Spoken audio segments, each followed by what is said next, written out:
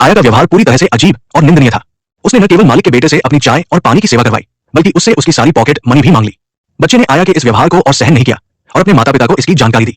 ये सुनकर माता पिता गुस्से में तुरंत आया से इस मामले पर सवाल करने पहुंचे। आया ने मासूम बनने का नाटक किया और दावा किया कि वह तो केवल बच्चे की पॉकेट मनी की सुरक्षा कर रही थी। माता पिता ने उसकी बात पर अस्थायी रूप से भरोसा कर लिया, लेकिन उसी रात मामला और बिगड़ गया। मां ने देखा कि उनके बेटे को तेज बुखार था, जबकि आया, जिसे हर महीने $10,000 की मोटी तनख्वाह मिलती थी, बेखबर गहरी नींद में सो रही थी। मां के सचेत करने पर आया ने लापरवाही से बच्चे की हालत को नजरअंदाज कर दिया और कहा कि बच्चों की आत्मचिकित्सा क्षमता बहुत मजबूत होती है और मां को चिंता न करने को कहा। इस बार मां ने इस निर्दयी आया की बातों पर भरोसा नहीं किया। उन्होंने घबराकर तुरंत अपने बेटे को अस्पताल पहुंचाया।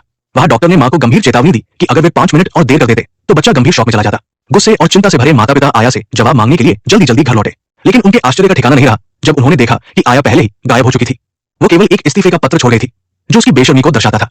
उस पत्र में आया ने न केवल उनके आर्थिक हालात का मजाक उड़ाया, बल्कि 3 गुना वेतन की मांग की और धमकी दी कि अगर उन्होंने ये नहीं दिया तो वो उन पर मुकदमा कर देगी। मां इस अपमान और गुस्से को सहन नहीं कर पाई और बेहोश होकर गिर पड़ी।